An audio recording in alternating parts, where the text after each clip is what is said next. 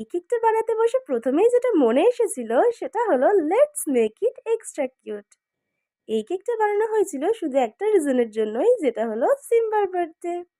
আর সিম্বার জন্য আলাদা করে কিছু বানানো মানেই তো এক্সট্রা কেয়ার, এক্সট্রা লাভ আর অনেক চাদরে feelings. Dogs can talk but they know how to love without words, without conditions. ওরা প্রশ্ন করে না আজ মন ভালো আছে কিনা, আজ আমরা টাইম দিতে পারবো কিনা, তবু কিন্তু ঠিকই পাশে এসে বসে থাকে নিঃশব্দে।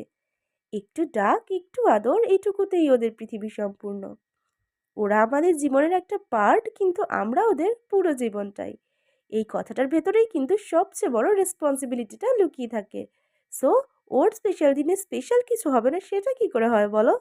তাই এই কেকটা বানানো হয়েছিল। কেকটা আর সিম্বাকে তোমাদের কেমন লাগলো কমেন্টে জানিও কিন্তু। ভালো লাগলে লাইক, কমেন্ট, শেয়ার, ফলো করে পাশে থেকো।